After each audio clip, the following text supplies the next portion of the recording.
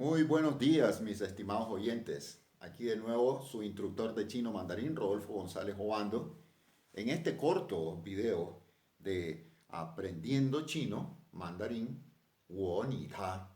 Bienvenidos. El día de hoy les tengo una sorpresa y es el uso del carácter chino pu, mejor dicho, el uso del pu para la negación, para oraciones en negación, ¿verdad? En negativas, oraciones las cuales nosotros tenemos que aprender cómo usarlas.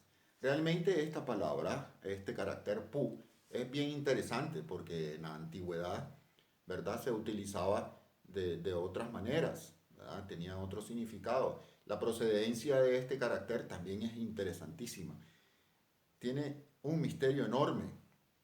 1250 años antes de Cristo ya se encontraron, ¿verdad? Este tipo de caracteres utilizados por los chinos. Pero bueno, no vamos a hablar mucho de esto aquí, sino que les voy a ir a través del corto video que les voy a regalar el día de hoy. Lo vamos a compartir.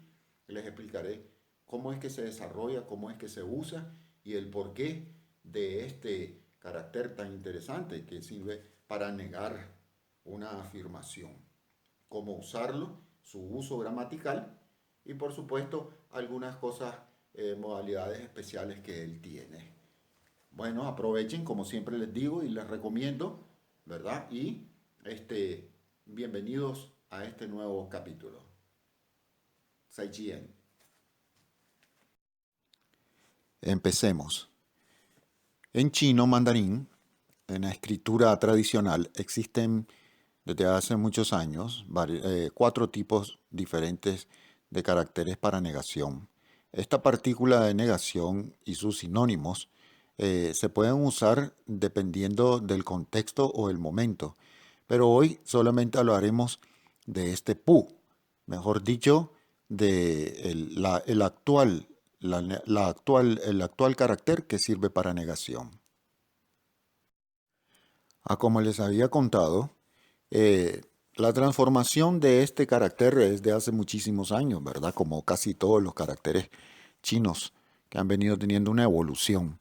Esta primera evolución se acontece en la era del hueso oracular, así llamado porque las escrituras se empezaron a realizar casi como esculturas con objetos punzantes en huesos de animales. Esta característica se da muchísimos años atrás.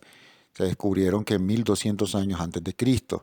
Y esta imagen que miramos en este momento representaba en esos años la negación, el pu, que hoy actualmente conocemos.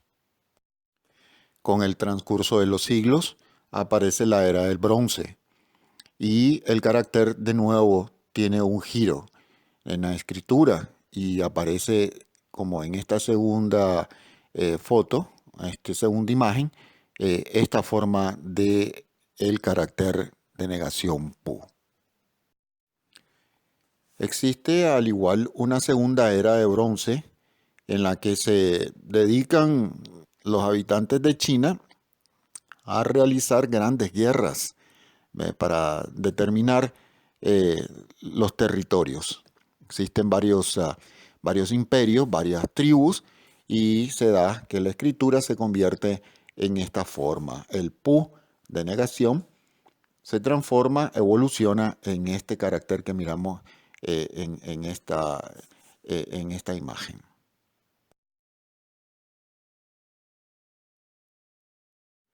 Continuamos y miramos que continuamos en el tiempo, ¿verdad? El transcurso del tiempo y miramos que en la era de la seda, las escrituras vuelven a tener un cambio y este cambio pues lo notamos en este carácter que miramos en esta imagen. Este último carácter ancestral nos demuestra que la evolución continúa y pareciera que realmente no va a acabar este cambio, pero en la era del Imperio Qing, ¿verdad? Aparece este tipo de carácter que nos representa el pu. Por último, en esta imagen se representa el actual carácter que está realizado con 4 trazos, no como los anteriores que tenían una cantidad de trazos y formas de escribir muy diferentes. En este caso, el pu tiene 1, 2, 3, 4 trazos para terminarlo y es un poco más natural, ¿verdad? Anteriormente tenían otras formas y cada era se diferenciaba por el momento en que vivían. Hoy no, la sencillez del pu la miramos en esta imagen. Continuemos. En la actualidad tenemos este tipo de forma de uso gramatical del carácter pu. Trataremos en lo breve posible de explicar cómo viene. El primer caso, el que precede al verbo. Este es el más sencillo. El pu como carácter está antes del verbo. El verbo hao, que significa bien. Aquí miramos, ¿verdad? Una oración sencilla que dice 这个不好. ¿Verdad? Este es el pu que está delante del verbo. El siguiente ejemplo se determina, el segundo es utilizado el pu en una pregunta interrogativa. Pero esta pregunta interrogativa la hace una persona a otra. La primera persona utiliza una pregunta y luego la persona que responde le contesta con una negación, siendo que la pregunta que le hacen él la considera negativa y él afirma que no es lo que la otra persona dice. Y dice así, 你是日本人吗? La persona contesta, pu, que no, no, negando lo que tratan de afirmarle. Y luego dice, 我不是, afirma lo que él niega. Por eso le decimos negación con afirmación. ¿Qué significa? ¿Eres japonés? No, yo no soy. Y un tercer ejemplo de este carácter pu, que sería el uso del chiu, ¿verdad? Que significa también una alternativa para indicar una o dos de las alternativas que nos exponen. Miremos cómo es el caso. La traducción literaria de esta oración sería todos los días o bien va al trabajo o se ofrece de voluntario, sin dejar tiempo para descansar.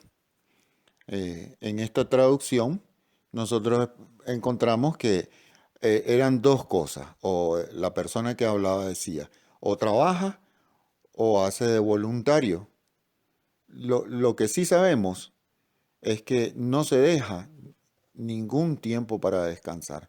Entonces ahí se mira cómo se utiliza el pu y el chou, que van juntos. El chou se ofrece en la segunda alternativa de que él hace. Esta oración es un poco más complicada por la que se tiene que ir a entender un poco lo gramático, ¿verdad? Lo gramatical de toda esta composición. La traducción literaria de esta oración sería todos los días o bien va al trabajo o se ofrece de voluntario, sin dejar tiempo para descansar. En esta traducción, nosotros encontramos que eran dos cosas, o la persona que hablaba decía, o trabaja o hace de voluntario. Lo que sí sabemos es que no se deja ningún tiempo para descansar. Entonces ahí se mira cómo se utiliza el pu y el chou, que van juntos. El chou se ofrece en la segunda alternativa de que él hace. Esta oración es un poco más complicada por la que se tiene que ir a entender un poco lo gramático, ¿verdad? Lo gramatical de toda esta composición. Y un cambio que tiene mucho que ver con el asunto de tono, porque todos sabemos que el pu como carácter original tiene un tono número 4, el cuarto tono, que es el fuerte. Nosotros decimos pu. Por lo tanto, existe una regla en la cual nos dice que para cuando el carácter que acompaña la negación es de igual tono, entonces el pu, por regla tonal, cambia a un segundo tono. Por ejemplo, nosotros decimos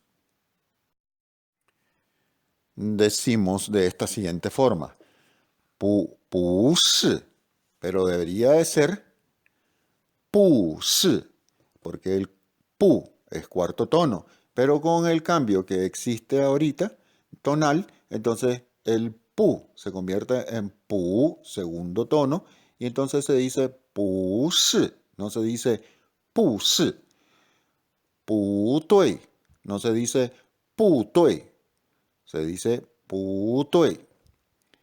Y el último ejemplo debería de ser pu yao.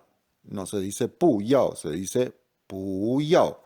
Todos estos cambios de tono se deben de recordar para poder hablar un correcto idioma chino mandarín.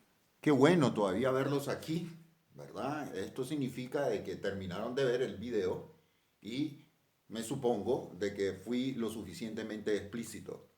Eh, Siempre dándoles la recomendación, que la verán todo al final de estos videos, y diciéndoles de que por favor practiquen, practiquen y más practiquen. Al final de todo esto, el chino es práctica. No se preocupen de equivocarse. Igualmente, de encontrar a algún compañero chino, amigo, ya sea que sea un vecino, que sea alguien que trabaja contigo, y practicarlo, ¿verdad? Esto es de prácticas. La vida es de prácticas y es un reto que tú te tienes que dar para desarrollarte, ¿no? Esto es cultura.